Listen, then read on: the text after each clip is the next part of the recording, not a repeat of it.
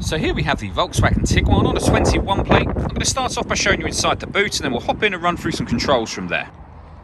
As we approach the back of the car, you'll see we have reversing sensors, plenty of boot space as well, along with the 3 individually folding rear seats, should you wish to increase this space even further. Okay, now that we're inside the car, we're going to start with the dials. On the left-hand side, we have the coolant temperature gauge, followed by the rev counter. Within the rev counter, it will show you what gear the car is in. We're in park at the moment, as it's an automatic. Over on the right-hand side, we have the fuel gauge and the speedometer. You'll also notice there's a digital readout for the speedometer in the center of that as well.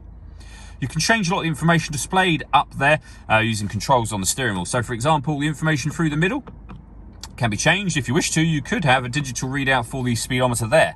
The information over on the left-hand side can be changed as well. And you've got various other menus, so you can see I'm cycling through those now. Your driving data, your audio, your navigation, your telephone, all of that can be changed using buttons on the steering wheel. And below that, you can see the total miles for the car, which are 4,399.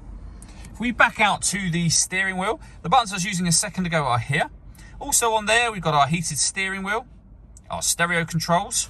Stereo controls continue on the left, along with cruise control. Once you've set cruise control, hit this button in the middle. This car is able to maintain its own distance between itself and the car in front, both speeding up and slowing down automatically, depending on the car in front's speed.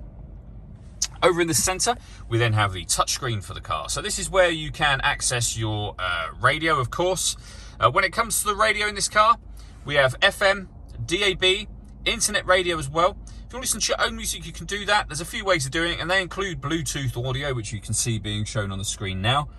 So once you've paired up your phone, you can stream your music wirelessly. And pairing your phone is done under the phone heading just there. Up in the top right-hand corner, you can access your satellite navigation. There's a full video showing how that works on our website and YouTube channel. And if I pop the car into reverse, you'll see we have a full color reversing camera with guidelines that show you what direction you're headed in relation to the image being shown on the screen. Working our way down from that, we have dual zone climate control. So you can adjust the passenger temperature, you can adjust the driver temperature. When you're happy with those settings, you can increase and decrease your fan speed from up here, and you can determine what direction you'd like the air to be distributed in.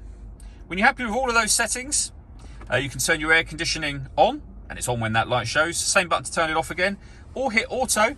The car will now take control of the fan speed and the direction of the air to maintain the temperatures that you've asked for.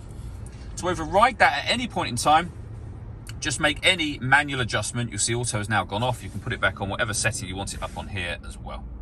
This car also has a heated driver's seat and a heated passenger seat, both with 3 different heat settings each. Underneath that section, we have a 12-volt charging socket, 2 USB-C inputs, the button to start and stop the engine. We have an electronic handbrake with auto hold function. Over on the left-hand side, we can turn off the stop and start for this car. This car is designed to cut out when it's stationary in traffic to save you fuel. The system is off when that light shows. We can turn the parking sensors on and off. We also have autonomous parking. This car is able to park itself. There's instructions that will come up on the screen just there. I've turned that off now. There's a video showing that working on our website and YouTube channel as well.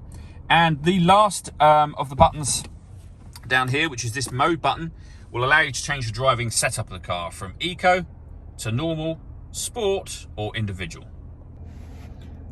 The last thing I wanted to mention is the panoramic glass roof. So there's a button up here that will open up the sun blind. Give that a push, and that will open in one go all the way to the back of the rear seats. Now you can leave it like that, and obviously you can see that lets in a lot of extra light, but if you wish to, you can also open this front section as a proper sliding sunroof as well. And when that's fully open, you have a huge area just here. All that leaves me to say is thank you for taking the time to watch this video. If you'd like to come and see the car in person and have a test drive, please feel free to call any of our MJA sites. We'd love to hear from you soon.